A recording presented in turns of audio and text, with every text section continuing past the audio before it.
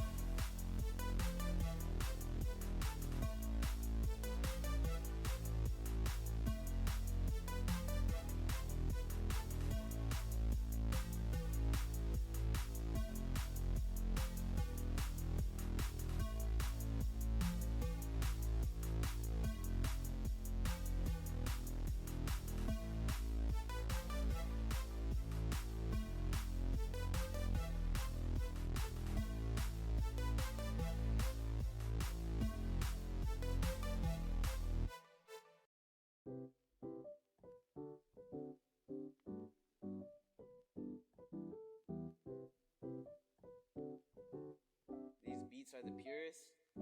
Prove it.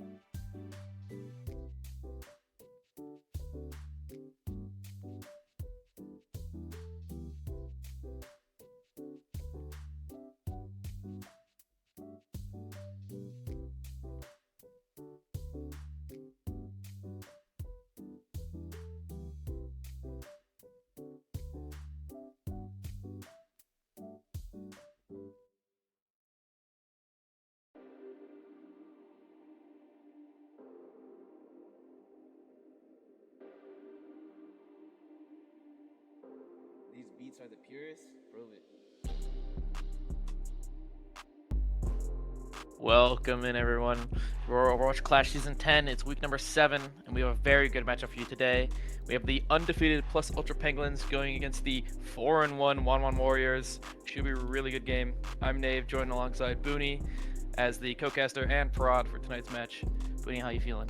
I'm feeling really good. We've had a lot of 3 Overwatch this week. Hoping for a bit of a change up to that. Like you said, this should be a banger game. Probably like 2 at least, if not top 3, top 5 teams going at it here. The Pangolins still trying to keep that undefeated season alive, and the 1-1 Warriors hoping to play upset. Going on the first map is going to be Gibraltar, and we do have the Mercy ban, of course, going through for 1-1. They do not let Jack get up in that skybox to help out Yak on the Echo potentially, but they're going to be responsible to the Hazard ban from the Pangolins, maybe expecting Marlox to be on the tank, but we were talking in the break that perhaps we're going to see, Zafton on the tank role here instead of Gibraltar, which kind of plays into his hero pool of Winston and Winston, but maybe they're expecting that and looking for a counter with the Diva from Nathan, who we'll see. I'm not sure what the roster. I'm not in the lobby right now, but Yeah, we're going into the Yes, lobby here now. it will be Zafton on tank, as we see here, loading up into the map now. With Mardox on this DPS that he's been so prolific on throughout the past few seasons here in Aurora. As you said, expect to see Zafton on this Winston. That's his preferred tank pick. And so this Hazard ban, it kind of forces them to play a specific composition, but it doesn't really stop them from playing any heroes they want to play here. What's interesting to see here, I don't know if this is going to stay. This may just about be spawn room shenanigans, but you have Yak on the Emre and Power on the Tracer. You would expect them to be flipped. I think they're probably going to do that once the game actually starts. But you're going to be walking into Mardox on Emery, which is a very tough thing for any team. But if you have a tank to shut this down, it's going to be Nathan on that Diva. So gotta look to mark down Mardox. Do not allow Mark to take over this lobby, or you will quickly lose a first map. And they're sticking with this DPS lineup here of Tracer, Papara, and Yak on the Emery. A swap we haven't seen very often here for him, with Yak on the hard skin. We're also seeing Jack here on Brig. We've seen in the past that whenever the Mercy is banned, Jack likes to go over to that Jetpack Cat, as we've seen on this map before. But actually going with the Brig here, trying to play a little bit more anti-dive, you know, really try to stop Zafton from engaging. But it is just going to be Nathan and Para sticking to this cart, getting it pushed underneath now, down below. We do have Swifters on this Tracer trying to mark them out here. We get caught out here in a recall. Forced. Yeah, and they're just going to have to back up, and Payload continuing to push now. Like you said, it's just a really free push. The support line, though, is kind of getting hunted down by Mardox as well as Zafton, but Zafton flying fairly low. Lifesteal Grenade comes through. The cart is being contested for now, but once again, the support line cannot get through. Mardox is just him on the high ground right now. They cannot get past this man. No, they cannot. Payload has actually gone through the underneath now. Nathan now turning his attention to this high ground, trying to hit Charbotron. Suzu gonna get forced there. No one dying so far. Still 5v5. Mardox, though, that's the pick that the Pulse Ultra Pangolins were looking for. They take out that Emre. Zafton soon to follow. And now this payload is pushed so far up, I think they're just gonna get first cap right off of this. It looks like it, yeah, especially Power taking out Swifters. That's basically everybody gone here. It's just going to be Charbotron trying to get away with her life, but probably not long for this world as Yak will shut that down. And just a nice slow little approach there. They do not allow Force to fall. They negate that dive in from Zaf, and we saw them falling very critical, but a big bash from Jack keeps the Winston away, and then they can just stabilize and get kind of a pincer maneuver from Nathan coming up the back and hitting Mardox from behind. Taking down that Emery takes away all the high ground control that the One Warriors are playing for, and now you get this sort of pseudo fight inside of the space station. But Scripter's down already as Zafton swapped over the Diva as well. Not really known for this hero. Might be a bit of a panic pick here. Yeah, Yak gonna go in with this BattleBot on over the shuttle. It does seem like Wanwan's gonna be able to kite it out for now. Zafton trying to re-engage onto the shuttle, but it's gonna lose mech for it. So still positioning here, favoring the Pangolin. Zafton trying to stay alive in this baby diva form. You're now just looking for Jack on point. Rally gets forced, stun onto Swifters, is going to pick up the kill on the Tracer, and with Zafton falling as well. And this payload was never contested a single time, so second point cap is going to come as quickly as the first. And another pincer here onto Mardox as they come from the high and the low, controlling all elevation. The Pangolins looking like an unstoppable force here on their attack through Gibraltar, and the stats really say it all. No deaths on their side so far, and really only using that rally so far, as well as the override protocol. So 2 ults going 3 against 4 now, going this next engagement. Yak just fell very low. Does Zafton find the pick? No, a perfectly timed Suzu from Pokemon Guy keeps him standing. Could have been disastrous, but now Emery's still online, and ult still ready to pop here as Wanwan try to control high ground without Mardox using the protocol early. Going in with the BattleBot, TC is going to respond with his Container Rush on the point. Mardox trying to look for anything and not able to find any picks with that. Nathan in onto Mardox trying to get the kill, is going to pick up the Emre, but with 2 falling here, it's still actually even now on point as Asmodeus is scrapping it out here with Nathan on point. Zafton does lose mech in the end. Nathan's quite low, only Jack for heals on the point now. Nathan's going to go back for that Mega. So it's a small regroup here for Pangolins, but then I imagine they're going to want to keep going. Pause, question mark, maybe from Mardox. Says never mind, and I think we're looking for a pause Jack here. wants to pause? Okay, there we go. Both teams just aura farming there in the corner, trying to see who would get a pause off first. But you do survive the Consideration Pokemon Guy here if you're a Wanwan, so you have yours to respond. as well with Osmodeus. So both portals ready to go. Mardox did pop in that over protocol. It just forced Nathan to look at him, which is pretty important because that allows the rest of the team, like Swifters, to get in your backline, as we saw that first pick come through. So a good approach here now. Zafton does not have mech yet, and the numbers have returned for the Pangolins, so it's going to be tough here. It's up to maybe Chartron to try and negate this push with the Casino Rush to force them away to also have to get mech online. Yeah, it's going to be so difficult, though. Even with Kitsune Rush, just playing into a full Diva mech and this Brig on cart, it's going to be really hard to brawl into. But they still have that. Kitsune Rush is still like a super powerful ultimate, so maybe, that frontline pressure will kind of get negated. And as well, they still have this Sun in the back pocket for Asmodeus as we go back into the game here. 5 strong for the Pangolins on cart. Zafton in trouble early. Kitsune Rush out from Charbatron. Does get a Suzu, and the mech gets back in time. So it's exactly for the Pangolins now. It's their time to go in. Bomb from Zafton. Does get a nice shot from Mardox, though, to get a kill on TC. So it is going to be a stabilization here for 1-1. They get the fight when they were looking for, and now trying to hold off this 4-minute time bank. Would have liked to see maybe hold on to this self-destruct because of how often Zafton's kind of been targeted. So it would be nice for a remake potential, but did force him away after they got the pick Pokemon guy, so a good start. And now Zafton up on the high ground does find Yak, and they've also forced up the Zeus Pokemon guy, so now this could be the go button for Swifters and Zafton to get deep in the backline. Swifters is hunting, but getting pushed back a little bit here by Nathan, still holding the ground. Yeah, Pangolins playing very safe, making sure to not give up any more picks as Mardox still just sitting on this high ground, chucking nades at Jack, trying to look for these kills. It's going to be Yak here going in with his battle bot. Asmodeus going to counter with this Sun, but Nathan's in his face trying to eat that one up. Does go wide for Asmodeus, and Yak's going to get that kill in turn. Charbatron in deep trouble here from Nathan, does go down, and another kill for Yak means it's a 3-man advantage for the Pangolins on the cart. The rest of the team is going to fall, and now they're looking for a quick re-engage. Swifters is going to be able to get it on this Tracer. No ults here available, except for Mardox on this battle bot. The only thing that 1-1 has going for them. Swifters contesting now early. Wave from Asmodeus not there to connect. Swifters recall forced, and a rally out from Jack on point. Zafton over onto the Orisa, trying to stall this one out. Mardox looking for anything with the battle bot, is going to get shut down, and that's going to be the cap here for Plus Ultra Pangolins. 2.5 minutes on the clock.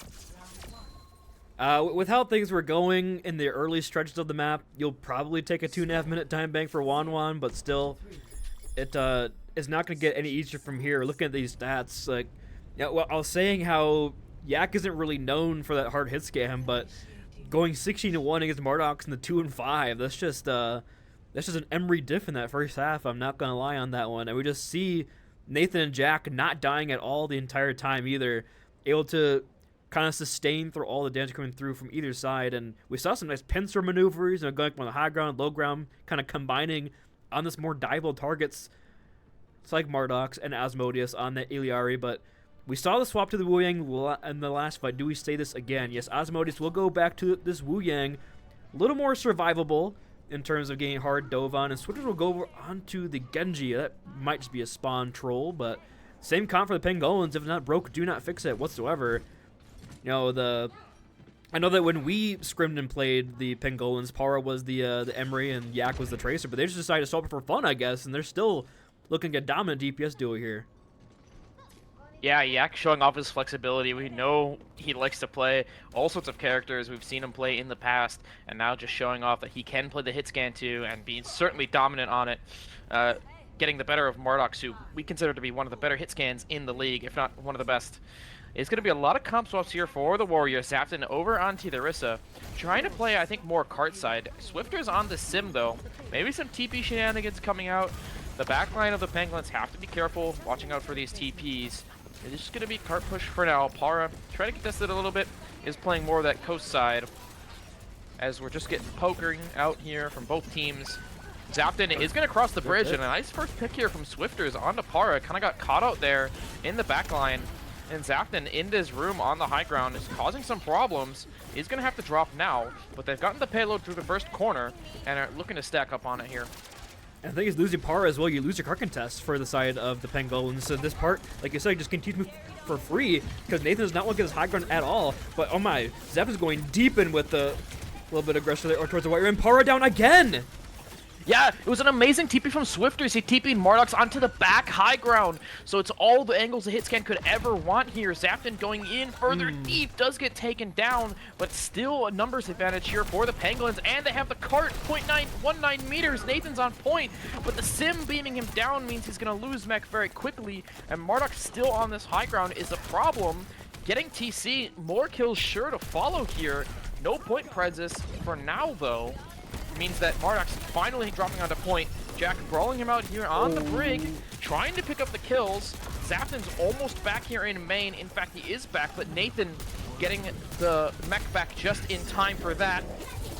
But it's BattleBot time, says Mardox. Onto point, looking for those hits. Nathan, for now, just DMing it out, trying to keep this fight going. But as soon as that mech falls, it's going to look to be first cap here.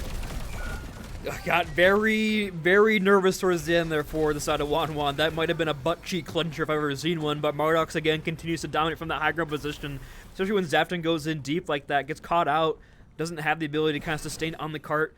Nathan will swap over onto the Winston now, no more Diva. I don't really know about that swap whatsoever here. Walking into the Orisa, the Emery, it might be a little tough here, but I mean, Nathan can make it work if I was going to do it.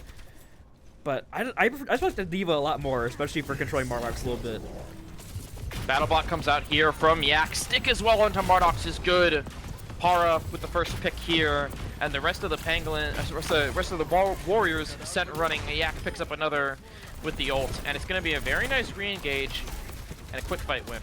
This is probably a spot from the Swifters here as well. Maybe use this to the sim wall, but I think that the sim, you know, the Winston is probably dealing with the sim more than, say, the card itself, because we just saw that a hard engagement on a Mardox and Swifters with the Tracer. The Deepest can't really sustain through that amount of pressure with the Winston Tesla cannon, so they're going to stick with this Symmetra, probably for the sim wall only. TP up on this high ground right now, but still a very slow approach. Here comes the sim wall finally online, and Cart just continues to move slowly ever forward. But Power Spawn's early pick, good start here for the Pangolins. Yeah, just a mistake. They got a little bit split here. The Warriors trying to regroup on this cart. Swifters does trade one back here as Nathan has jumped in towards the cart. Kitsune rushes from both teams now. Zapton pulling in with this Terror Surge. Jack going in with the rally to try to win it out here, but Nathan goes down. No tank now on point, but the stun from the rally is good onto the Orisa, and they're going to win this fight after a lot of ults were invested. Yeah, a lot of ults were invested, and if Osmo survives that dive from Par, maybe even using the bubble on themselves to get out of that situation, it probably could have been a one fight actually with the help of the spam damage from that. But they are going to stick with this composition, and they're sticking with the sim here. The sim wall was good, but now they're just so ground to cover, potentially trying to use that TP to get into the space station to not allow Nathan to just poke him down with his right clicks. But right now, Para close to the pulse bomb could be huge. They're going to use the bubble here early. Pokemon Guy has a TP out just in time, though, so the bubble finds nothing. But they get Pokemon Guy regardless. Okay, yeah, Mardox just as well from Mardox, keeping the fight going, gets another pick. Asmodeus is traded in the back line, but with 4 people on the cart here, somebody needs to contest. It has going to be Nathan here, but a spin from Zapton forces him off the point. Jack has to go for the last minute touch. He's going to die for it, and a cap comes through with a pretty respectable time bank now for the Warriors. Swifter is deciding that maybe the sim does still have some value, that TP is putting in work.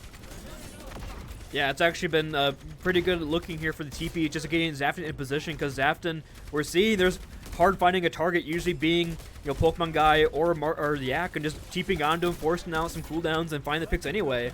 But you're walking into 3 ults here for Wanwan, so maybe take a quick fight engage here, quick engage. Here comes Yak over the top with it, help with a dive in from Nathan. Do they find a pick here? Yeah, Wanwan's, they're hiding in this Mega Side room, but it's a big Primal Rage from Nathan. Cleans up 3, looking for more onto Zapton. Is going to hit the 4K. Asmo, sure to fall. No, going to get back into spawn. But Nathan, he's almost Korean with that one. Well, it also helps when you got your override protocol right-click in there, putting out like 8 billion damage. Just got to hit him once or twice with your fist. But Nathan does clean up. Looking very nice with the help of that one. And here comes Swap now over on Azarius. Now no ults for either side. Swifter's close to a wall here. Could be a game changer if Nathan can't build the energy for his final fight. This might be a swap, a counter swap that does not pay dividends here quickly. Tara is still poking in the side angle, but Asmodeus finding the left click, forcing out the business early, and Jack down first, but they exchange 1-for-1 on support line.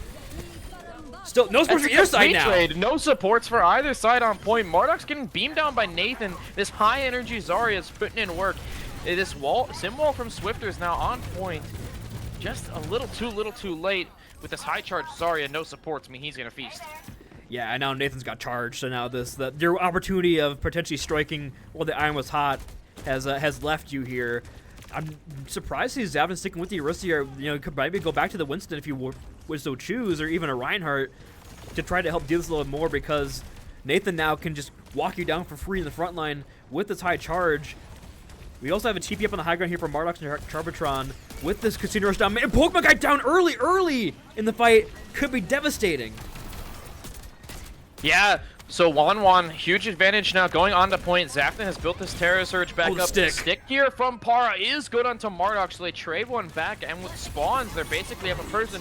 Charbotron keeping the fight going. Zafton looking for the Terra Surge. Jack so low, but the Suzu from Pokemon guy able to keep him alive for long enough so that Juno's gonna survive in the end. Card? Nathan, The card! What the AC9? Oh. Okay. Just like Coach drew it up.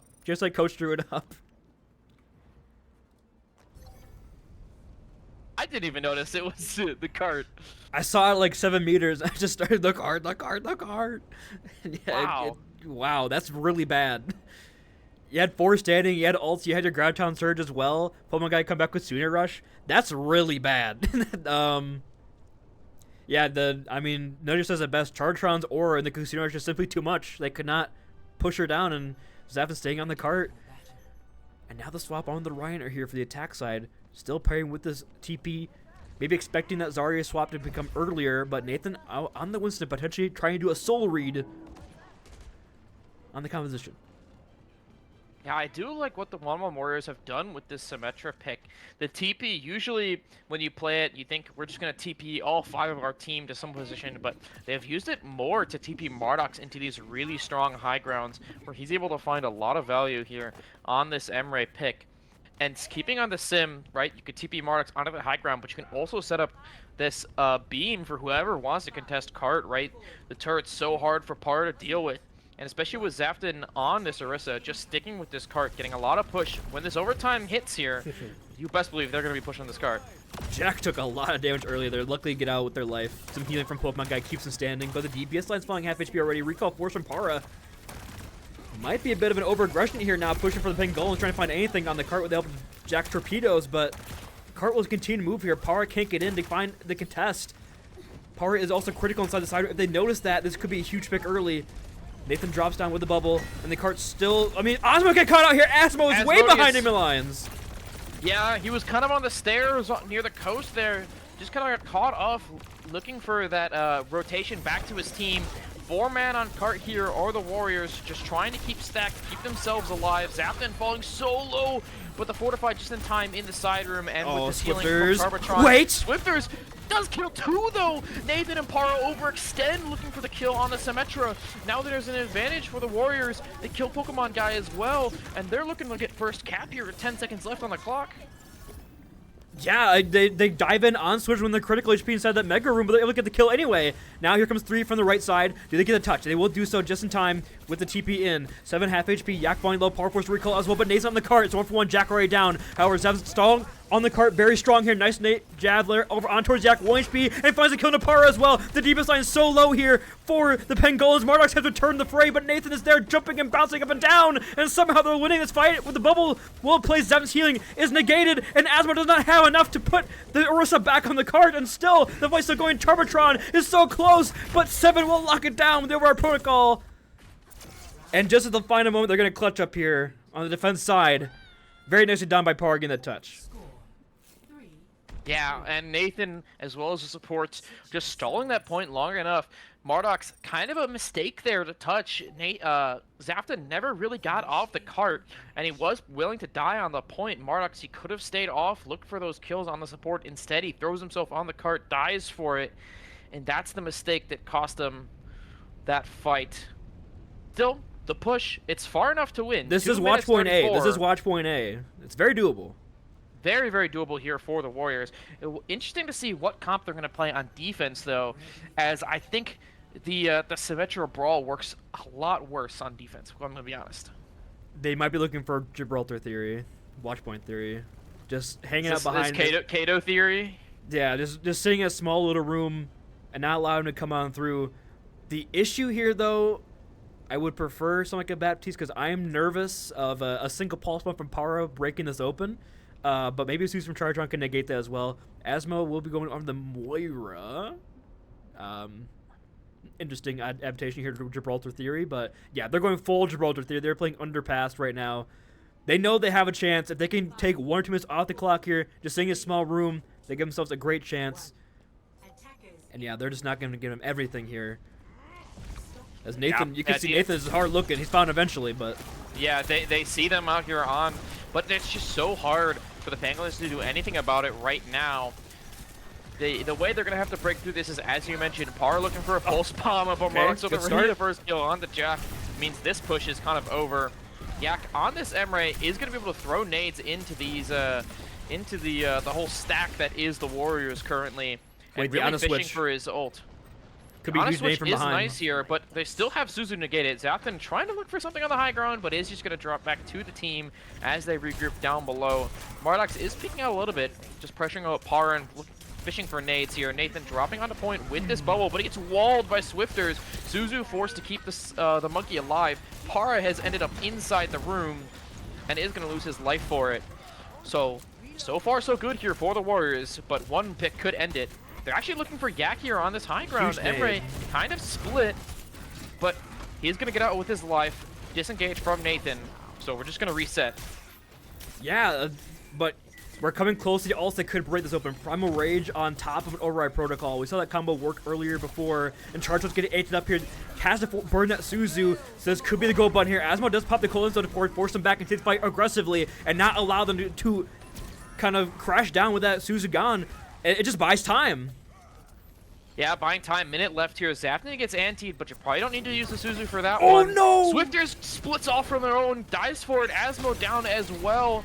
So it's a complete disaster here for the Warriors. They're just going to have to die card here. Staggers would be brutal. Mardox and Charbatron trying to get out with their life, but Nathan and Para, they're on the case. Charbatron so low.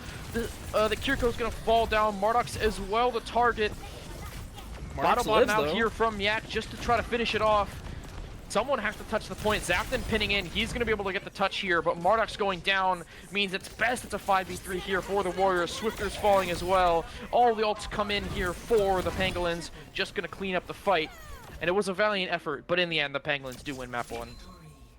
Yeah, a valiant effort at the end, and it comes down to maybe just a misplay here or there, knowing that they have like this Ana. We're kind of playing Jib Theory, but we're standing just in the middle of nowhere. We're sitting outside of our little happy room, you know? And it just allows, like, Swifters was not anywhere near the team, and they got first pick there to start that fight. And just, it kind of all downhill from there. So it was a good attempt, got 2 minutes off the clock, and just barely pushing over the finish line, but Pangolins simply too good at Gibraltar, and we'll take the first map. And we'll go ahead and start ourselves to a quick map break. Don't go anywhere. Overwatch Clash continues after this.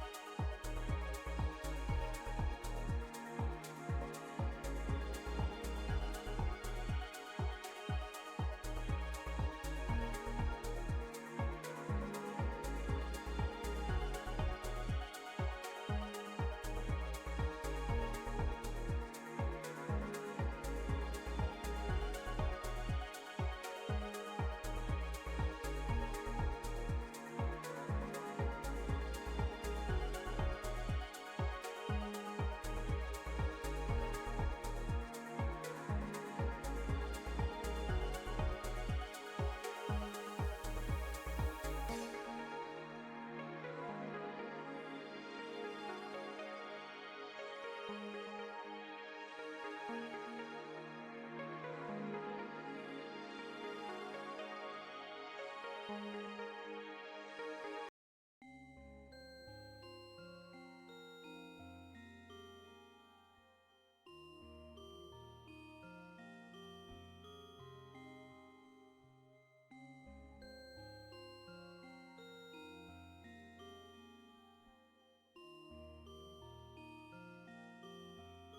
beats are the purest. Prove it, prove it.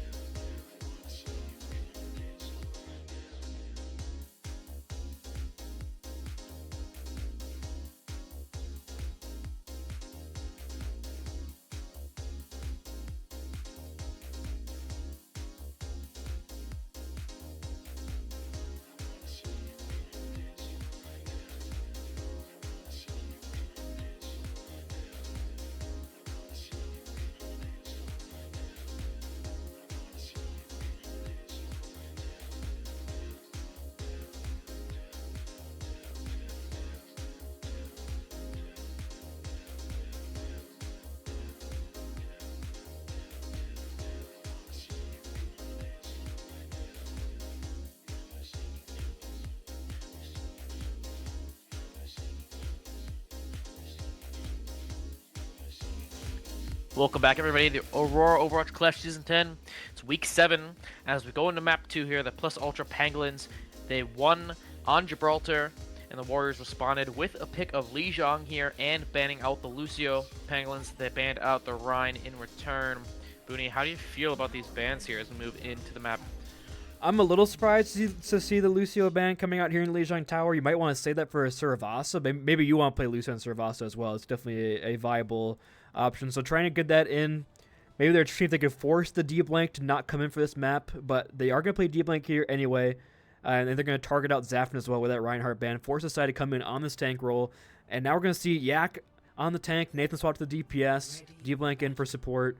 And for the other side, Sai does make their appearance coming on here over on the tank, swapping in for 1-1 for Zaft. And we're going to see the Domina here to start things out. So maybe the Lucio ban coming through for them, wanting to force this more pokey, brawly playstyle with the Domina for Sai. So honestly, looking at it from that angle makes a lot more sense. Yeah, the Pangolins, they're still going to have this speed, though, with this Juno from Jack, as well as Jack and Yak here.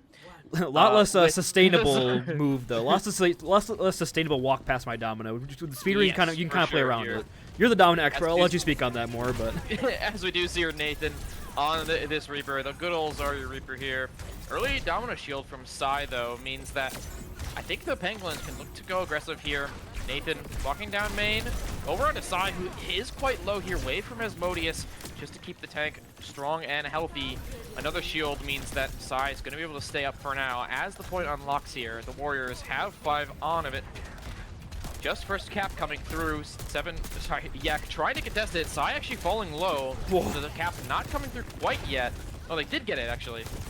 I did not know how Chartron got out of that one. She just ran in between like 4 or 5 bodies, just did not get a shot. She was like 1 HP. Para had them in their sights, but couldn't get the final blow in that one. And now it's going to be a lot more difficult to usurp Sai from their throne here on top of this opponent. And Switchers now has this kind of weird off angle. They gotta keep the eye on the Para, but they can't. There's too much pressure on towards Para. They do exchange out. Switchers goes into the point to play the ground Para. He gets punished for here. Yak does fall very low. Point still in progress here for the Wild Warriors. They gladly take this long exchange fight. Yeah, 1-for-1 trade. It Oh, means they that flipped. now finally the cap comes through here. The Warriors need to do something with it. Either try to re-engage or back out. Murdoch's sliding over to the side here, trying to force Nathan out of this side room. The Reaper is going to race back to point here. So re-engage coming through, but Swifter's falling down early. Means this one might just be over before it started. And Nathan keeping in to the side, trying to look for these kills. But the Warriors just bunkered in White Room, trying not to give up anything, waiting for Swifters to come back. But you're not really doing anything either. You do eventually lose. Okay, here comes the Marduk to the help. The Ground search from Yak finds 2 with Nathan in the back end. Do for both these sides here. Marduk's with the overclock finds 3 this fight. A huge fight out of White Room. Taking the nice slow approach there. Gets Yak to use that grab. And they're going to walk 3 Ls versus 4. Very tightly contested point so far here. Just getting a slight advantage here is the 1-1 Warriors. Now, where do we pop this opens here? Do we play out in the open here with our barrage? Do we try to play for point with our casino rush? Very interesting approach here for 1-1 Warriors. Where this side adventure set up here for this next engagement? It appears White Room is going to be the call as the Plus Ultra Pangolins have slid over to that side of the map. Swifter is probably looking for a barrage here over top, just trying to be sneaky with it. Kitsune Rush here from D-Blank onto the point. Yak goes in, taking some space here. Kitsune Rush in response here from Charmatron, but both a Battlebot and an Array coming out. Swifter is going to fall to the hand of Para there. And with Marduk's falling as well, it is going to be the cap here for the Plus Ultra Pangolins. Did cost them 3 ults though. Cost him 3 ults. Both the sports now gone. Nathan will have Death Blossom. It's getting close last fight territory. Sai could be the game changer with the Panopticon, I believe it's called, something like that. But yeah, gonna have that big ult to push forward. Panopticon, there you go, thank you. But yeah, I mean, Nathan has to be a huge Death Blossom, but the Panopticon can just shut that down by itself if you want to play it that way. You know, Swifter's a bit of a rough barrage there, a little too high. Couldn't get the angle they wanted, so that kind of went to the wayside. And now, forcing some early positioning here out of Nathan, forced to TP away. Sai now walking through White Room, looking to make the position known. Nathan is hiding back here, by the way. Okay, finds that. Not a good start. Asmodeus. Marduk's caught up as well. Will trade Nathan, though. Gets a little too greedy looking for the Soldier and gets punished by Swifters. So, still that's your 1 ult gone here. Yeah, and Sai now on point, gonna throw down that Panopticon, just completely goes wide though, splits the upright, hits nobody. Mardox does get the trade onto D-Blank though, slides in, trying to look for more, gets shut down by Yak. But with Para 1 HP on point going down, it does look like the Warriors gonna be able to stabilize here. 90% already here on the point. Excuse me. As Nathan falls down here, Touch has to come through. Jack pulling Yak over the gap. The cat 1 HP in the sky is gonna get taken down by the concussive shot here from Swifters. Bubble now onto Sai. Doesn't quite hit anybody. A 3-man grab from Yak on the other side of the point. But Mardox once again with the overclock getting a kill. And this barrage from Swifters is gonna put the end on this round. The Warriors starting with a good 1-0 here. And that's probably Dominant's worst point in Lijiang Tower, if we're being honest with ourselves. A lot more open space to kind of cross and cover, but now we're going into this. If you get control center, it's looking very nice. Okay, we're going in our market, so not just yet. But yeah, I mean, Nathan just had the greed to speak of in the Bible with that approach and that like final 2 fights. He finds Asmo and then chases Mardox when Mardox has the Mega Pack under control and with Charge Shot and gets punished for it with the help of Switch over the top. So if Nathan just gets away and Nathan dies with Death Blossom, doesn't use that ultimate, which you gotta think that could have been a game changer for how close that point was. Still hitting the 8 and 4, hitting the gold elims on the team. But it's gonna be tough here to come back and if Mardox is gonna go back to Sojourn, makes a lot of sense. I'm surprised we're not seeing a Sojourn swap from Para because I mean Sojourn is really good at dealing with the Dominant Shield. Emery does not quite have this sustained damage to break through it as quickly as a Sojourn would. Yeah, you like to say on this Emery though to mark this far out. It's one thing Emery does really good is this nice long range hit scan. It's really hard for Swifters to be as aggressive as they wanted to, but as something I noticed the first round is that Nathan always looking for these flanks on the Reaper means that Sai is actually pretty unchallenged in the front line, as Modius getting a pick here for the Warriors and first cap already coming through. Nathan forced to disengage here, as it's really hard to disrupt this Domina if you're just walking at him with the Zarya alone. You really need help from this Bubble the Reaper, but if Nathan's always in the back line, Sai can kind of just do whatever he wants. Yeah, it's kind of shocking of how they're approaching, like you said. They're just playing like flank Reaper, but they're not getting charged for Zayak. They're not walking down the Dominus side, just stands there menacingly and choke, and Nathan's dead again! He's just dead! He's just dead! Walks up, didn't need to press the shift there, as he decides to take the fast track back to the spawn room. Suzu out from D-Blank, trying to keep everyone healthy, but he's so low. Para falls as well. They do get one trade onto Swifters, but that's not going to be any sort of good compensation for the Pangolins, as they're kind of in deep trouble now. They look lost. They look lost how to deal with this composition right now from 1-1 Warriors. Sai is just putting on a masterclass on Domina, just standing there with playing the shield dance perfectly here. Yak has the grab. This has to be the opener here for his point. There might be a quick 2-0 here in Lijiang Tower. Char will have the search for the counter as well. If Sai can like shield this off, grab comes out, it finds through the back to the front. Big Suzu! But not enough. No, unfortunately Suzu doesn't really keep everyone alive long enough in the grab. It's a nice grab from Yak, catching 3, and it's all they need to win the fight. As Modius investing that bubble in vain, so ultimately it is a 1-for-1 ult trade just to lose the fight here, but Warriors still have a lot banked up here. I mean, grab for bubble, it's a pretty good exchange, I'll take that one. But they're both online here now for the Pangolins, and I mean, Sai going deep here, just walking past. Yeah, he's in early, but Jack, he uses this orbital ray to stop the engage. Swifters does kill D-Blank on the side. Nathan does solo ult as Modius as well. Swifters completely alone on the point, kills 3, 2 with the barrage, but it's a complete mess of a fight with skirmishes happening in 4 different places. Sai is finally now take his position on the point with this large Dominus shield, and just Warriors get there first. Yak is just forced to back away from it. Oh, Yak dead, and the point flips. Still the point does flip here. D-Blank goes down as well. Mardox investing this overclock in a fight where I think they already were winning, but it is just going to set up 80+% now for the Warriors. No ults in the bank for the Pangolins as well. They used everything they had and still came up empty. Sai going early with the Panopticon does hit onto Yak, stunned into the wall, picks up the kill.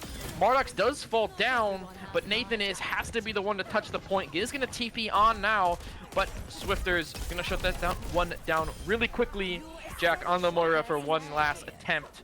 Not going to be enough. And the Warriors with a nice bounce back map too. Yeah, a great bounce back. And you're saying how that overclock might have been a bit of an overinvestment, but what it did is it took Jack down and did not get the group respawn. So you're down that speed ring.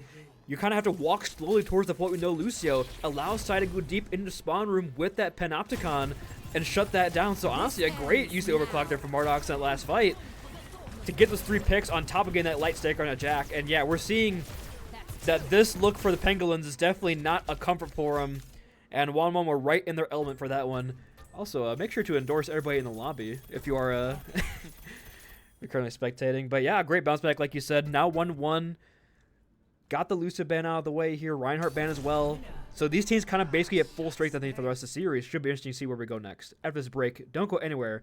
Overwatch Clash continues after this.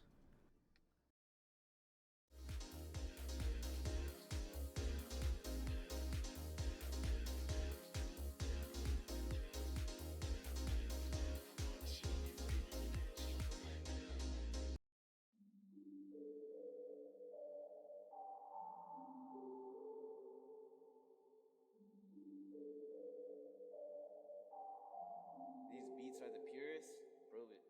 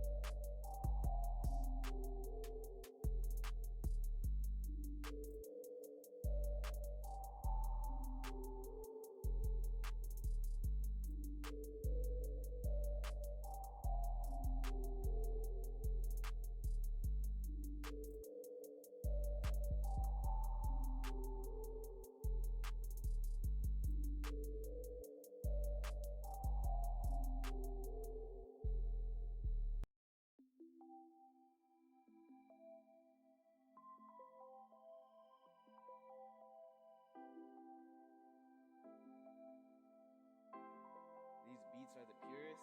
Prove it, prove it.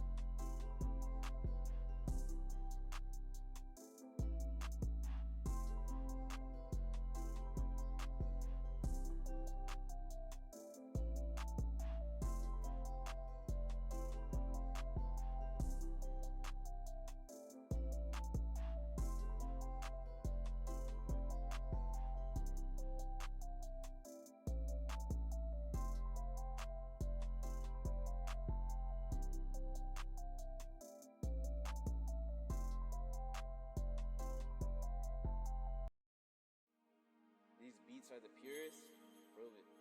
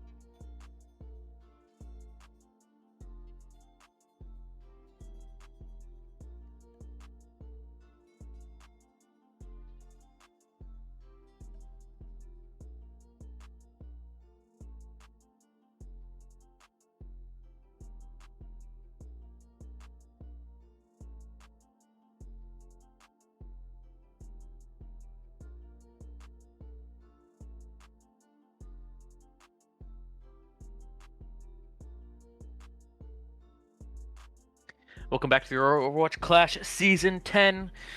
Still, as we go into Map 3 here, the Pangolins and the Warriors tied 1-1 as we move to Eichenwald. Interesting pick here coming from the Pangolins. It's the first time I believe we've seen this map all season. It's not one that a lot of teams like to pick. It's kind of in this weird in-between of, is it a dive map, is it a brawl map? Some points are one, some points are the other. But the Pangolins decide this is the map for us. Booney, how do you feel going into Map 3? Like you said, this is our first time seeing Eichenwald this entire season, and it's a very rare map choice for a lot of teams because of, like you said, how kind of mixed it is. You can't really specialize in a composition on Eichenwald because, you know, some teams might whip out the... I'm surprised we're actually seeing Sai sub themselves out here for Zafton because I think the Domino could be pretty good, especially controlling that high ground on this castle, but of course, you know, Zafton might just embody the Reinhardt cinematic, the Honor and Glory cinematic, and go ballistic here on the Reinhardt with that ban being gone. Interesting to note here as well is Nathan goes back to tank, but Jack gets subbed out for Pokemon Guy on the support line, so we are going to be seeing just that strict Kirilu backline up against, you know, probably Chartron on this Lucio and Osmodeus on those more off meta picks of, say, like that Wu Yang. So yeah, kind of a clash of styles here on Eichenwalde.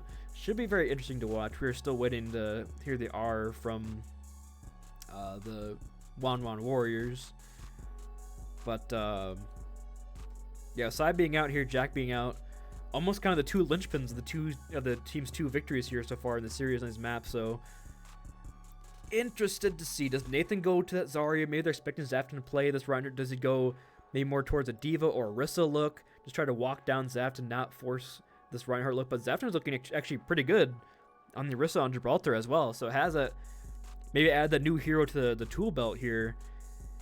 And we're also kind of discussing, you know, Nave, in the break that we are going to see the Echo ban for Wanwan.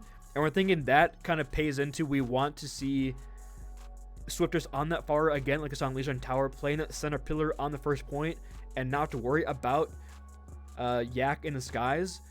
And also, it might have forced Jack to be benched, you know, I'm being honest with you, because if they can't play the Echo, you can't get that far Echo going, which is really good on this map. So this might have been a really good ban here for Wanwan, and Pangolins, I'm not sure about that ban. Iliari, you know, maybe Osmos plays it a little, but... yeah, it definitely seems like the Pangolins, their bans this series have kind of been all over the place.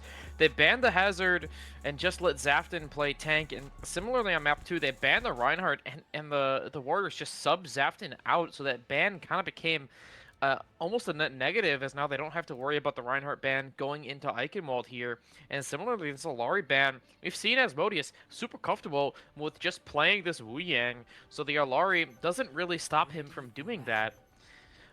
So it's interesting to see Zafton is going to start on the Orisa here. Nathan mirroring the Orisa in spawn. Could see some swaps here. This might not be the final composition, but definitely seems like what the Warriors want to run. Swifters on this far, as you said, with the Echo ban makes a lot of sense. Asmodeus on this Wu Yang. And Zafton's Orisa looked really good map 1. No shock they want to keep it going.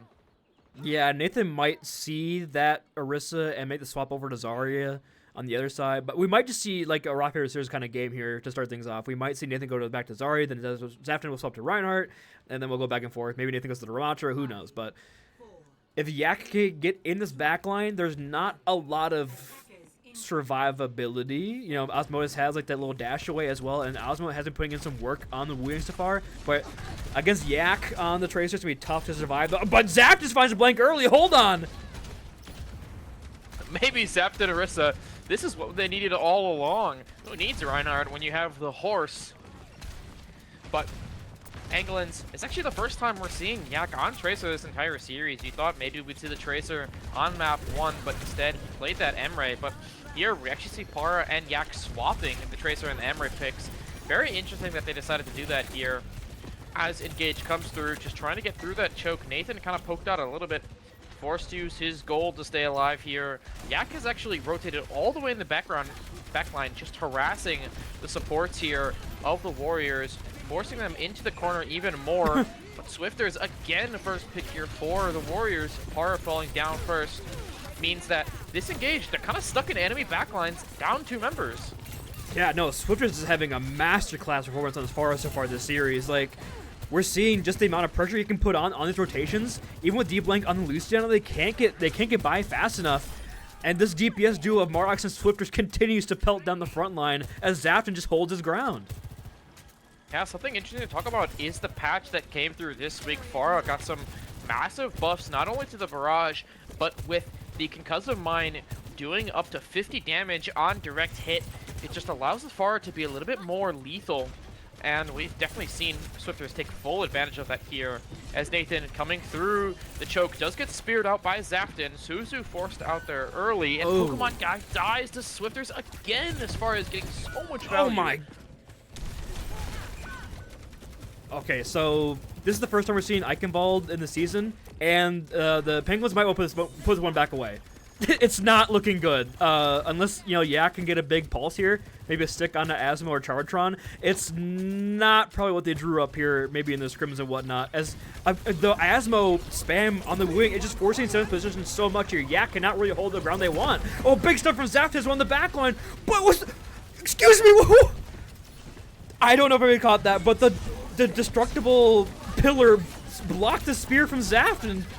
And that might be an environmental differential right there. Here comes the ultimate, here comes the cap. It cost you everything, but you got it. Yeah, 3K for par there with the battle bot. Gonna clean that one up. It's a map geometry diff, unfortunately, for the Warriors. Zafton certainly wants that one back. But in the end, the first cap comes through for the Pangolins. 3:44 on the clock now. Not as much as they would have liked, but they only had to invest 3 ultimates there. But, I mean, 2, and then the swap from Nathan onto this D.Va. Interesting to your second point, right? This is what's so interesting about Eichenwald as a map, is that it goes from kind of a brawler first point to now more of a dive centric, with this high ground castle being so difficult to attack into. Swifters is getting creative. Hold on. Let's see if there's a 5-course meal or a burnt Chris McDonald's. Rod comes through the back line, that's yeah.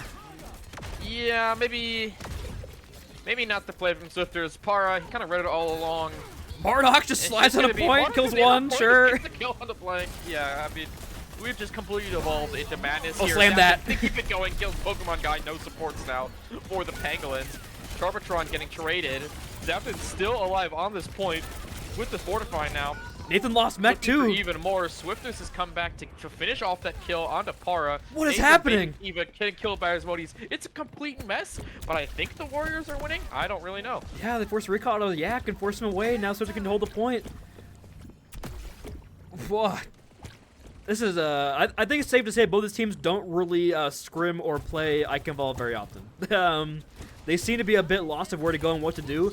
Nathan, Whistle on D.Va does force out Chartron's TP early, make a caught out here. Chartron 1 HP. Do they have the sustain? They don't. Great early pick from Nathan, force some pressure. Yeah, Mardox still on the high ground though. Pokemon Guy forced to use his Suzu early. Katsuna rush to stabilize. Blank using that sound barrier just to make sure that no trades come through. It is going to be a full team wipe here as the payload now going across at this last corner of second point. Now going across this bridge here as they're looking to get this cap. Charbatron with this Katsuna rush to re-engage the pulse one could be huge here from Yak though, unless they're not expecting it. Mars make a cut here. Mardox is marking, has a slide away. The pulse on hold that. The floorboards says Yak, and now here comes the Suzu. Asmo down early though. Good start here for the Pangolins as Yak trying to find an early pick here. Mardox is 1. 7 is forced away here. Pulse one from Swift goes wide, and the kills are not there. Zafton trying in the Katsuna to find a pick and get Nathan on a mech. Do they have sustain to keep the Orsa standing? It's looking very rough for both sides, but spawns favoring. There's a point though. Zafton has left the card! And they use the bubble Zafton, too. Shades of Nathan with the biblical greed, chasing kills, just completely ignored the cart. Asmodeus used the bubble just to try to get the touch, wasn't there. Cap comes through, 226 now on third point, and they used both support ults as well. Yeah, it's a very rough now looking for the Walnut Warriors. You might get a pretty big speed run coming through. Nathan makes another swap here over on the Sigma. So Mardox with the only ult on the field just has to pop it early, knowing the tank wasn't quite there just yet. Trying to burn this time bank down a little bit, ever so slowly. Looks like we'll do just that. Overclock finds nothing but does force space away, force them back. Mardox trying to survive here, force the rock. And Zafton maintains position in the hallway.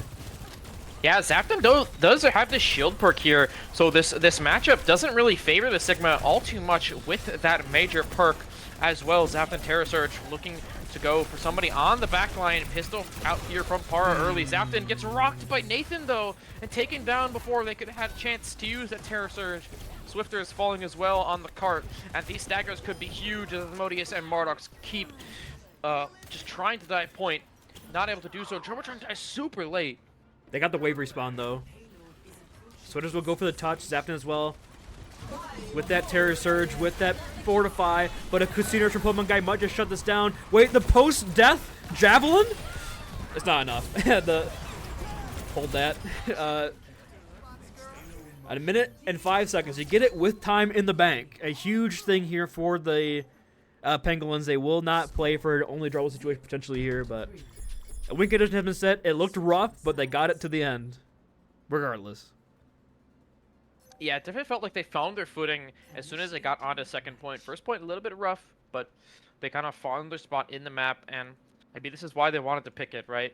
They had their strategies for second and third point locked in. They thought we easily cap A, but which is why we're about second and A, second and C. Yeah, we need to hit the bot review potentially for point A next time, but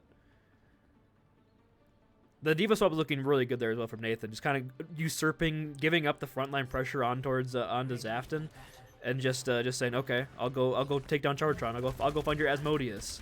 This wasn't quite the peel that they needed to survive these really deep engages, and now Nathan with a bit of a soul read here, perhaps expecting the Reinhardt to come through now. We'll start on the Orisa here. Zafton will probably see that and swap right back to this Orisa. Do a quick peek at the stats here as well. And 21-4 from Para. Nathan 24-1 on this Diva / Orisa, whatever they're playing, to sort things out. But the stats looking way better for the Pangolins in every category, but just the time bank was a minute at the end. So honestly, despite maybe a rough on the stat sheet on the scoreboard, the One Warriors played that 3-and-D defense for 24 seconds for a bad shot on the shot clock, you know? Yeah, the number that sticks out for me actually is Swifters with 8 deaths in only 7 minutes of game time on this map. Maybe he needs to start playing better the sim, the pick that he wants to do it with. It's actually really nice into this Orisa. The beam so hard for Nathan to play into. So TP now into the middle of the street. The whole team goes through it. Zafton with the shield just to keep everyone healthy as they just kind of bunker in the corner. Waiting for got a good angle. Waiting for amps, potentially. Poking out here are the Pangolins, looking for any sort of spears from Nathan. Does not connect on that one, but just a super slow engage here. From we got here. What's step 2? What? Okay, there's step 2. Kill D-Blink, and they find the pick. Zafton now dropping onto point, swinging on top of Nathan. Mardox kills 2. And 5-man on point here. Mardox has to be careful here not to get traded by Nathan, but it's a Kiri diff in the back line. It looks like first cap coming through really quickly for the Warriors. Yeah, their point A looking a lot better than the other side here. Yak is here for just contesting at the end, trying to find one on Asmodeus, but does not quite get it. And Yak is caught on the turrets. The slow right into a wall. Doesn't get the wave respawn either, so can't go quite set up. And they're still with the Reinhardt composition here, just wanting to play more bunkery style with the Sim TP, not allow Nathan to just walk him down in the front line. On the Orisa, we'll stick to that one. But look at the huge Casino's difference here from Asmodeus. Has it online. Pokemon guy only 57%. Could be kind of a go button here early for 1-1. So difficult for the Pangolins to play into this comp, right? Trying to fish for spears or nades from Para, but Zafton's big shield and the TPs from Swifters means that they can't really catch anyone out here. Oh, TP Zafton does get... And Zafton kind of caught alone here on low ground on cart, is in trouble, gonna go down. The rest of the team has rotated up to high, and Mardox looking to salvage it with this overclock. Does get a shot onto Para as Modius gonna follow up for the kill. Slide in, looking for more. Nathan does go down, but 2 more trades. Mardox still looking for more. Pulse bomb from Yak, not able to connect on the Sojourn. Wait, Mardox going crazy. Just super messy fight in the room. D-Blank does finally get the kill onto the Sojourn. Zafton has arrived back on the point, but the rest of his team is fallen. He's just be forced to back up. I mean, with Kiri back, they can fight his Tracer on point just to get some slightly more progress going on the cart. They're going to do just that. Yeah, and Swifter's probably looking for a TP onto this high ground as well. Marduk's kind of getting poked out early here by Yak. Forces the recall, though. And here comes Battlebot Nathan running into the back line, looking for the Terror Surge. Shervatron beat, not able to save Asmodeus in time with that one. Trays are looking for the Warriors, but Par with another kill means that this fight is over really quickly. Marduk's going to die in the back line. Cleanups come through. Swifters is still alive on high ground. I don't know how he ended up here. I think they know, though. I hear a lot of footsteps, but none of them are getting closer. Okay, Par finally found him. No, but yet. Par sees him behind. He just drops under the Mega, though. And I think he's going to be able to live. So, well done by Swifters. I can't begin to explain what's going on this map. I can't even begin to explain. Yeah, Shades of Lijiang, how messy it is. Asmodeus continue rushes, but dies as soon as after it goes down. Swifters falls as well, so it turns out if you use your ult and you're on the 1-1 Warriors, you're going to die right after. Oh, shatter that Marduk king. does kill 2, though, but he didn't use his ult, so he's still alive on point. 80% to another overclock, but shatter that king, shatter that king. Has to be very careful. Zafton with this shatter, trying to walk down Nathan, is just going to charge away, choosing to play safe. Only Lucio heals here for the Warriors. Pulse bomb on the floor. Oh. Just walks into it. Oh, no. I don't know about that one. Shatter that king. No, we lost the fight. Don't you dare press Q now. Falling as well. Swifter is falling. It is going to be the end of the fight here. Another messy one. A very messy one. Deep Lane able to hold on to the beat as well through all this. Marduk will have overclock once again. But Nathan will be able to build his Terror Surge for this last fight, or this last kind of engagement here as well. If they take this slow, 1-1, this might be the only fight really to use. Yak is forced to use that recall fairly early here, but really no fear whatsoever. Oh, they just TP on the high, and the beaten gauge from the Pangolins gets completely kited by the shatter. Swifters. Para falls as well. 2-man shatter from Zafton. Blank in deep trouble. Is going to go down to the Reinhardt. Pin from Zafton hits right into Nathan's That's Aurora. That's Aurora. Full HP from the Suzu. Asmodeus looking for these kills on you Nathan. can't die, just Zafton. swings You can't die. You hammer can't on die. his head. Does get the Mega Zafton. Pack You in can't die. time. Overclock now Keep on from that Marduk shield. just to make sure that this Nathan guy is going to fall down. The cart was pushed the entire time by Asmodeus and Swifters, and even though the Kiryu falls down, the Cap's going to come through. 3 minutes on the clock here for a third point, and still double support ult here for the Warriors. That was too tough from Zafton. You shatter them like 50 miles away, nobody can follow up on it. Then you pin the Terror Surging Orisa to show a dominance. That's crazy. You gotta respect that. Now you got both problems here though. If you are the 1-1 Warriors, you can easily push this forward here. Unless Yak hits a pulse bomb, this could be a pretty rough engagement here. Parag might hit the over protocol, but a lot lower ceilings. Can't get too high up. Can maybe march this down with a beat and construct both at the same time. Trying to find a pick here. Par 1 HP, but is surviving through all this, and a huge stick on a Mardox. Yeah, Yak with 2 early kills, 3k for Yak in this fight. All the ults being used, but it's the pulse bomb that finds the most value. The final 2 kills go to Nathan. It's a complete team wipe, and 3 ults used for the Warriors to get no progress. Yeah, it was 3 ults, but it was also exchanged for 3 ults in their side. It was the Kitsune Rush, the Override Protocol, and the Pulse Bomb, but Yak already 6% to his next one. Yeah, almost one-clipped Marduk's on the bridge there. Have to be very careful as he's still hanging out in this castle on the side. As you said, already 70% to this Pulse Bomb, building it so quickly. And if he finds another pick like that, could be just fight winning. He's in on Marduk's early, does just get the kill. Asmodeus, I don't think he had the Suzu for him, or at least didn't react to it in time. Another kill coming through here as just a 0 ult fight win off the back of that pick from Yak. Yeah, and Yak maybe going for another one here, maybe hunting for Marduk. Okay. the biblical greed once again. I think that Yak was well aware of their spot. But they have the pulse bomb, does have a lot of ults ready to go here. Zafton could potentially build up the shatter. I'll get a POV on this one, but just find that one target and get that slam down. It's gonna be huge. Neither regardless, you gotta find one. Yeah, just swinging on Nathan is Zafton right now, just trying to see if he can maybe get one of the supports, but it's actually gonna be Nathan going in with this Terror Surge early. Suzu as well, just to keep the Orisa nice and shatter healthy. that now. The overclock active shatter hits 2. from the side of the Warriors. Beat and BattleBot coming out in response, though, does get the trade onto Mardox. Kitsune rush from Asmodeus, trying to keep the fight going. 22 seconds left, but it's all Para in the kill feed. Him and Yak combine for 4 kills, and with 14 seconds left, it's desperation time. Zafnan over onto the ball. That was so close. It was like a 0.5 second difference between that fortify and that shower landing. So Nathan's able to stand up standing and also keep the spear spin. From Yak, from Nathan, excuse me, onto Zafnan means that there's going to be no touch on the point. Pangolin's going to win map 3. About as messy as they come, but the job was completed.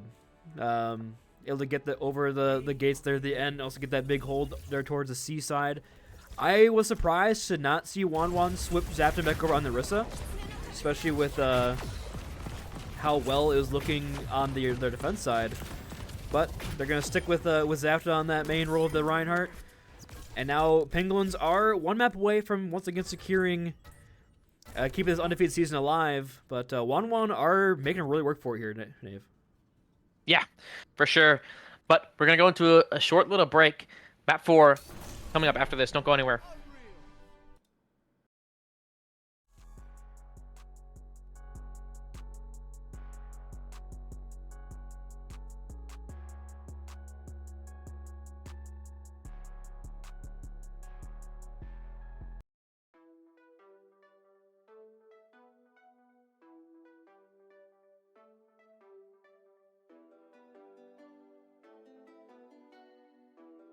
These beats are the purest.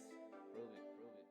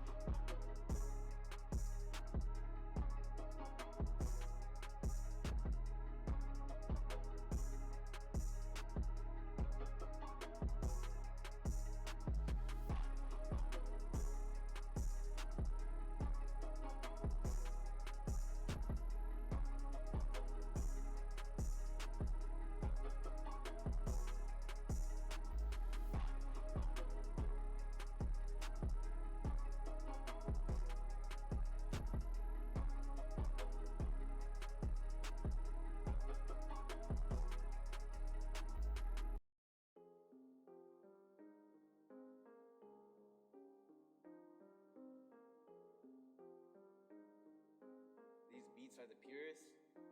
Prove it, prove it.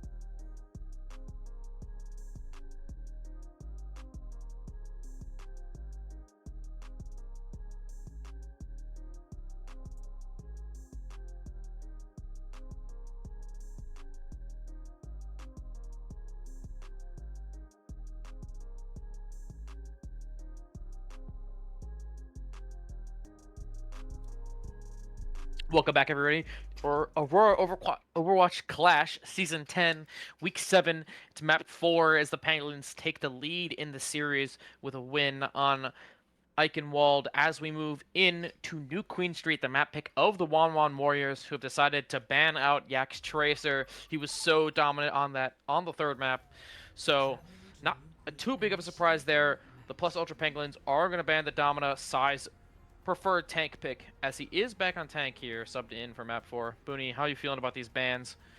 Yeah, we were kind of talking in the break. You would have loved to maybe hold the Tracer ban in for Flashpoint, but if you do win this map eventually, the Pangolins would have that first ban map choice. They would probably just protect their Tracer. So we were talking, you might as well get the Tracer ban when you know you can out of the way. But Pangolins holding on to this Domina ban for knowing that this map would be coming here, where Sai has to play. So a good strategy from them as well. And also picking a push map, which technically has a lot more variance in terms of how you're going to play than a Flashpoint. So taking us to a more preferred area you want, which is going to be Jack and Seven and Yak in the sky. On this Echo, on this Mercy, way more viable here. I'm surprised we're not seeing an Esperanza pick because it's way more open, but if they think New Queen Street's the way to go, I'm not going to doubt them whatsoever. We are going to see... Well, Zarya it's Reaper the on Warriors other side, pick though. the map, right?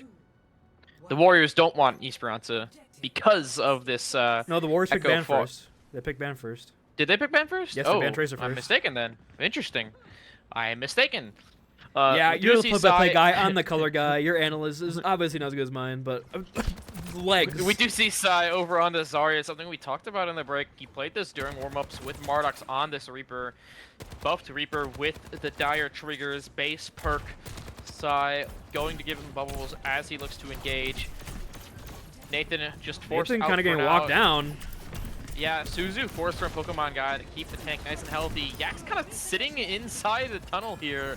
Is going to get a surprise onto Mardox. First pick going the way of the Pangolins.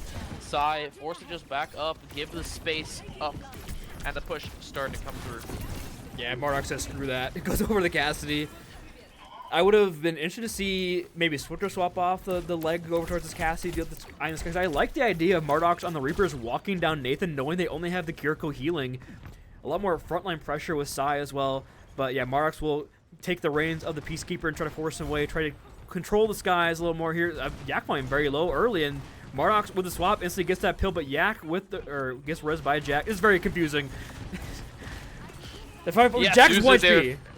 Suzu from Pokemon Guy keeps Jack healthy enough to res Yak, who does get the kill onto Asmodeus. Nice trade from Sai, though. On the cart, onto Para. Mardox banning the hammer onto Nathan, forcing the Zarya to play a little bit safer. But Yak going in, and now with the duplicate to keep this fight going even further. 3 kills for the Echo, 4K for the Echo.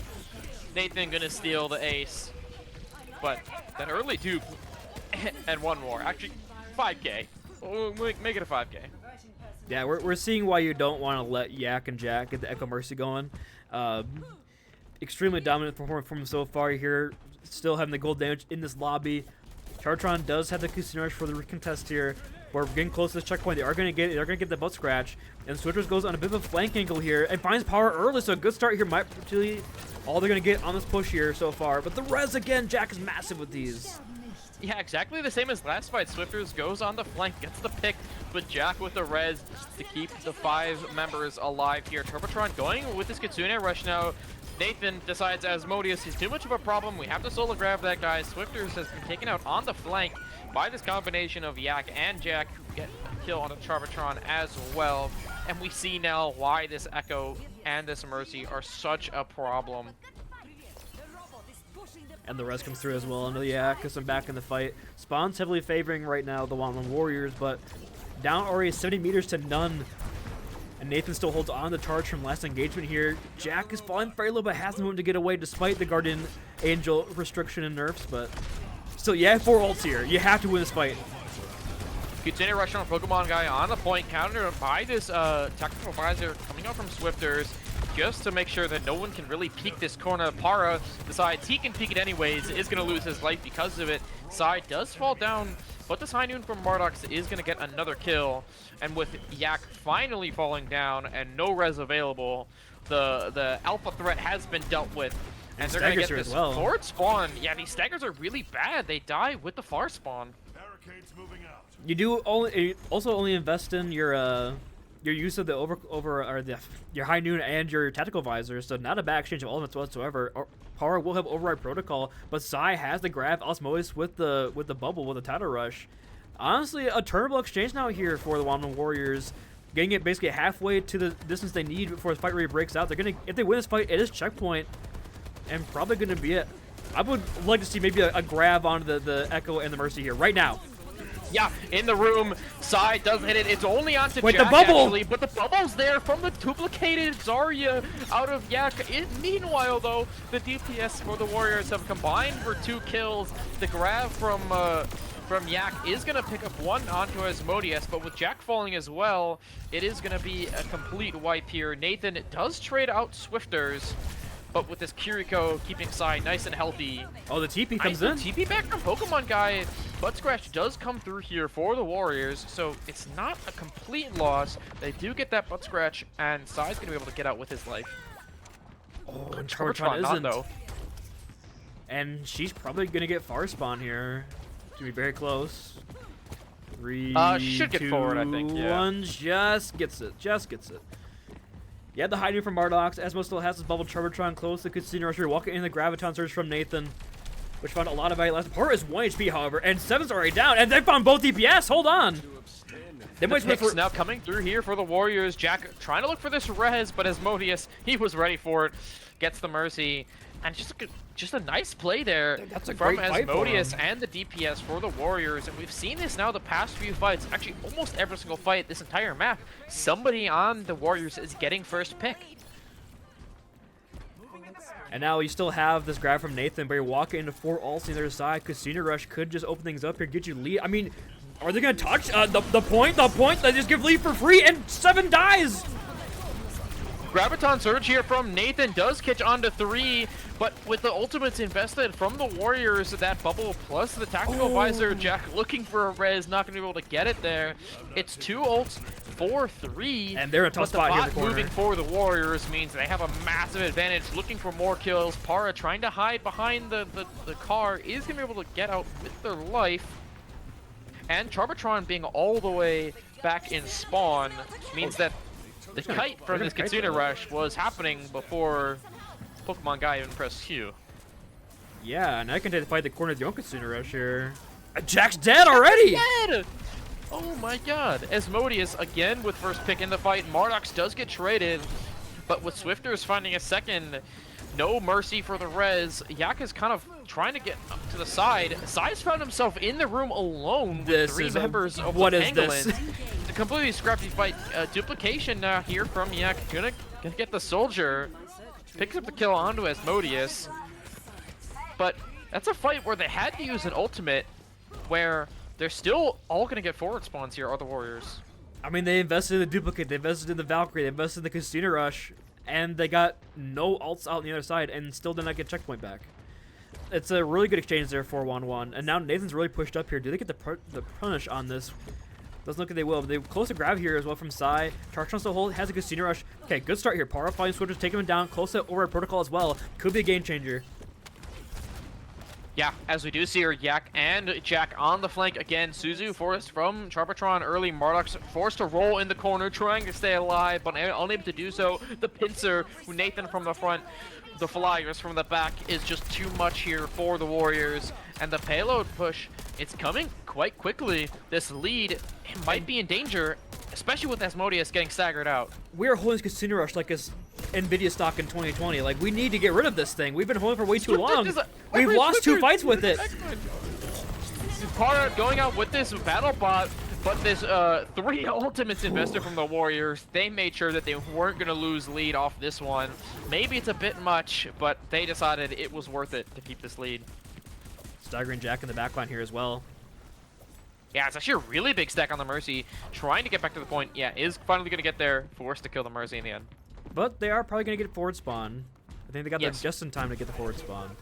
But that was a really heavy investment there from 1-1. They probably only need that high noon and that grab. You didn't really need to invest in that Kitsune Rush in the back end. Oh, Para again early pick with the grenade.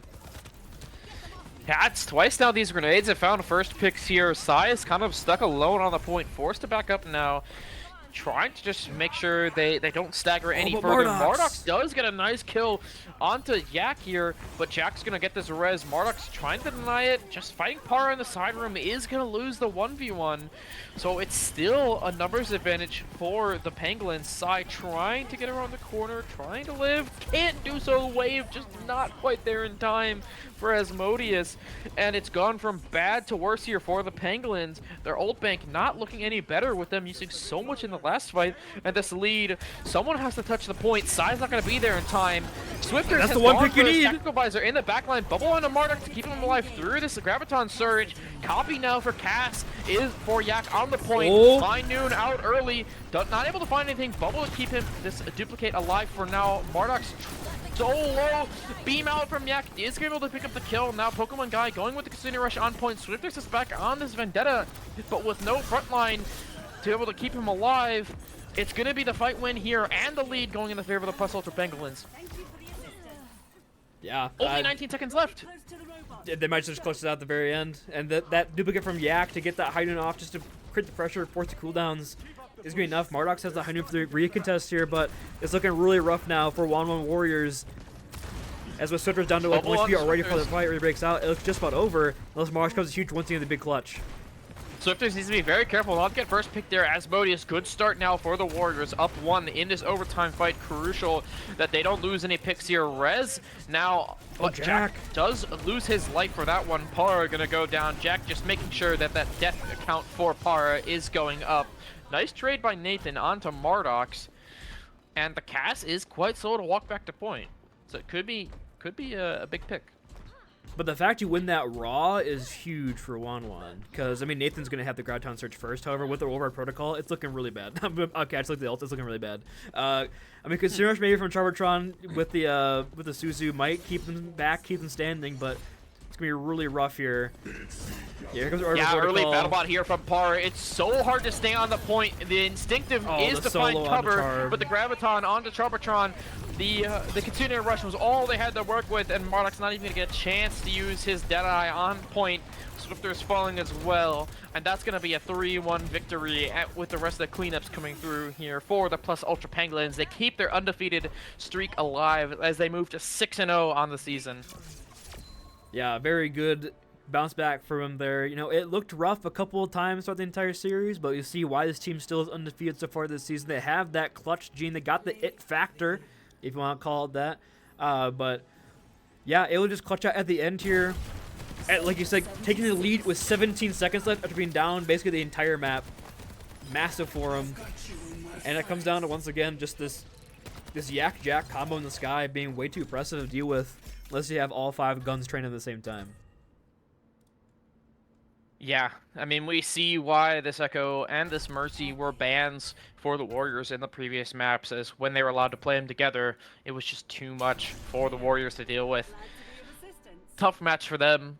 It felt like at times that they could have had it, but he looked really strong on Lijiang, but in the end, the Pangolins, they prevail, keep their undefeated streak alive, and now, Booney, we got to discuss who we're going to give MVP to. Yeah, definitely a lot of good names for shout out for the Pangolins, oh, it's just so it's boring to give it to the 2 guys that we're thinking of, right? So I got to think of somebody else. And honestly, you could probably give a shout out to someone like Para, who is just a consistent source of DPS the entire series. You know, showing that Tracer on Gibraltar, and then towards the end there on the Emery was getting enough value with the Override Protocols, teaming up there at the end to get that final blow. But you can also go to Jack too. Always, the team definitely looks way stronger with Jack in. Whether it be even on the first map when Mercy's banned, playing that Brigitte, playing that Ana, trying to show that flexibility, not just the Mercy Cat 2 trick. But yeah, I'll leave it to you. I know you could obviously be boring too. I'll gladly concede. No, that, it definitely feels like Jack's hero pool fits what the Pangolins want to do. But I do think Para played especially well today. That last map was kind of a masterclass on the Emre. The grenade we saw kills. multiple times that they got grenade kills to get first picks on these fights. The BattleBot at the end, there was a 3K BattleBot in there, and BattleBot to finish the map and finish the series. I think Para definitely deserving out MVP today. Can bring them in for a quick interview, get some questions answered. And there they are, our match MVP. Thank you for joining us here after a quick 3-1 victory for you guys. Para, congrats on the win. Just initial thoughts after the series. Man, this is crazy. Ever since my season win with Panini, I definitely don't know what my record has been, but it hasn't been good. I think this team is absolutely incredible. I mean, obviously, we haven't lost yet, but I don't think we're trying to rest on our laurels. They played incredibly well. I think the way they banned was super intelligent. Definitely some stuff to look back on in terms of that phase of the match.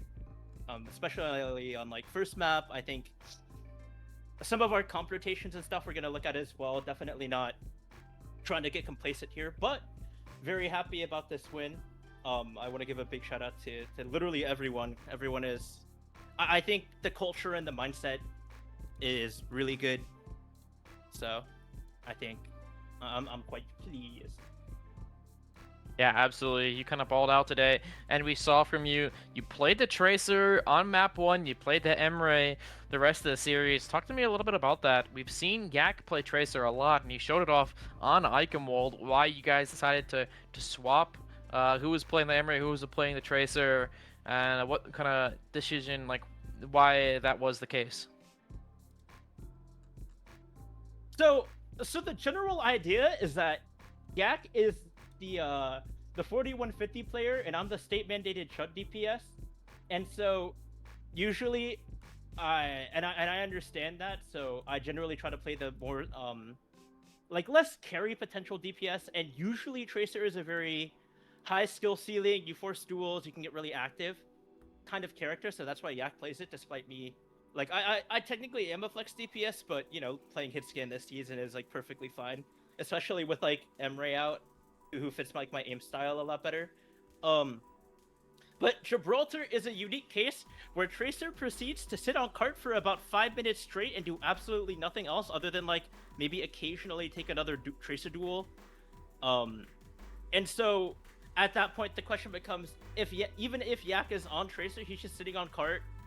So, might as well just swap so that Yak can get active. And, I mean, obviously, they're banning Mercy. I think teams are catching on to that between, like, the Mercy and the Echo. So, if they do, like, opt to change the ban situation a little bit, then I feel like just being able to pocket Yak regardless, because you can't pocket Yak on Tracer, but let's say he plays Emre, or we get a little techie and play some other stuff that we have in the cooker. It leads to more opportunities there, and then all I have to do is just sit on cart and then call out things I notice, and then maybe follow up on a kill or two. Which has always been kind of my role on this team. I think Nathan and Yak are absolutely incredible, and all the other pieces are well punching above like what we are sheeted. So, you know, that's kind of the idea of me playing Tracer on Gibraltar. Yeah, and before we send you on your way, of course, we got to ask El Clasico here. If you could not be MVP of your game today, who would you give it to your team and why? Low Kirky Winley, I kind of want to give it to Pokemon guy. Like, I think he, like, as a plat player, I just think he is like not plat, and he is definitely smurfing and should be investigated. But obviously, when you look at a team structure like this, and you see that your flex support is your anchor, a lot of concerns pop up, because flex support is generally considered to be like a high value role, and you want like a good player. But Pokemon guy has been able to punch up so hard that it really doesn't feel like we have like our anchor on flex support. And he also is very active in comms and very active in discussions. So like it doesn't feel like he's like a sink or anything. He's like a very valued member of the team. And that, I think, is one of the bigger reasons why this team works, aside from the fact that our high SR pieces are just like kind of nuts as well, you know? Yeah, absolutely. The team's certainly firing on all cylinders. You guys remain undefeated as you look to go into your Week 8 match next week against the locked-in Lemurs. So good luck on that one. And once again, congratulations on the win today. I want to give an anti-shout out to Shoreline Pie. Shoreline Pie is a known terrorist. He has multiple war crimes, and I think we might need to do something about it as a community. Heard. We will be dealing with the terrorist threat shortly, I believe. Thank you. And off he goes. Yeah, I mean, honestly, it's a great match back and forth. I think both these teams could have easily won this game. It looked very muddy at times for the Pangolins, but again, that clutch gene comes through the end for a lot of times. But yeah, unless you got anything else here, Nate, you can send us away. Yeah, not anything else to say? Oh, hold on. You can check out twitch.tv/IamBuckLou for the Goats versus Astronauts game currently going on. Astronauts are up 2-1. That's it. Yes, good shout out. That is the last game of the night, and I believe the last game of the week as we look ahead to Week 8, the final week of our second groups. But that's going to be it here for the prod of this game. The Pangolins, they remain undefeated after a really close match, actually. But that's going to be it here for Booney. I've been Nave. Have a good night, everyone. Stay safe.